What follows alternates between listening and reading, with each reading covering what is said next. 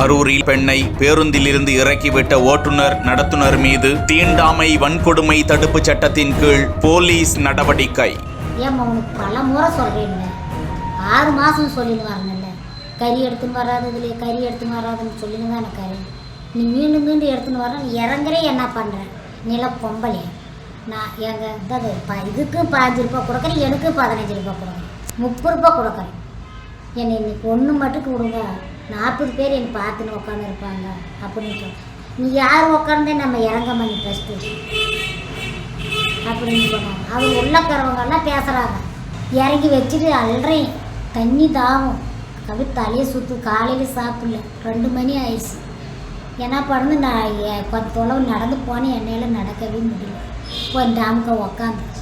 தருமபுரி மாவட்டம் அரூரை அடுத்துள்ள நவலை கிராமம். இந்த கிராமத்தில் பட்டியல் இனத்தோர் ஏராளமானோர் வசித்து வரும் நிலையில் 59 வயதான பெண் பாஞ்சாலை தினமும் நவலை கிராமத்திற்கு சென்று 2 கிலோ மாட்டு இறைச்சி வாங்கி வந்து அதனை அரூர் நகரத்தில் சுக்கா வறுவலாக செய்து விற்று பிழைப்பு நடத்தி வருகிறார். இந்த நிலையில் மாட்டு இறைச்சி வாங்கி கொண்டு அரசு பேருந்தில் பயணம் செய்ததால் அவருக்கு பயணச்சீட்டு வழங்க வந்த நடத்துனர் ரகு அதனை பார்த்துவிட்டு ஏற்கனவே பலமுறை எச்சரித்தும் அரசு பேருந்தில் எப்படி ஏறலாம், மோப்பேரிப்பட்டி வனப்பகுதியில் பேருந்தை நிறுத்திய ஓட்டுநர் சசிகுமார் கடும் வெயில் என்றும் பாராமல் பாஞ்சாலையை அங்கிருந்து இறக்கிவிட்டு சென்றுள்ளனர். கடும் வெயிலில் சோர்வடைந்த நிலையில் மயக்கமுற்று கடுமையான பசியின் காரணமாகவும் வேதனையில் 2 கிலோமீட்டர் நடந்து சென்ற அவரை தனியார் பேருந்து ஒன்று ஏற்றிச் சென்று இறக்கிவிட்டிருக்கிறது. இது குறித்து வலைதளத்தில் தகவல் தெரிவிக்கப்பட பட்டியல் இனத்தை சேர்ந்த மூதாட்டிக்கு நேர்ந்த கொடுமைக்கு கடும் கண்டனங்கள் எழுந்தன. இருவர் மீதும்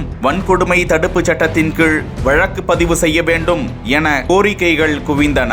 தருமபுரி மாவட்ட போக்குவரத்து கழகம் ஓட்டுநர் சசிகுமாரையும் நடத்துனர் ரகுவையும் பணியிடை நீக்கம் செய்வதாக அறிவித்திருந்தனர். இதற்கிடையே இது தொடர்பாக அரூர் காவல்துறையினர் அந்த இருவர் மீதும் வன்கொடுமை தடுப்பு சட்டத்தின் கீழ் நடவடிக்கை எடுத்திருப்பதாக தகவல்கள் வெளியாகியுள்ள நிலையில் அவர்கள் சிறையில் அடைக்கப்படும் பட்சத்தில் 24 மணி நேரம் ஆனால் அவர்களது பணிக்கே ஆபத்து என்றும் டிசிஆர் சட்டம் என்பதால் அவர்களுக்கு நீதிமன்றம் மட்டுமே பெயில் வழங்க முடியும் என்ற நிலையில் 90 நாட்களுக்கு மேல் அவர்கள் சிறையில் அடைக்கப்பட்டிருக்க கூடும் என்றெல்லாம் தகவல்கள் தெரிய வருகின்றன.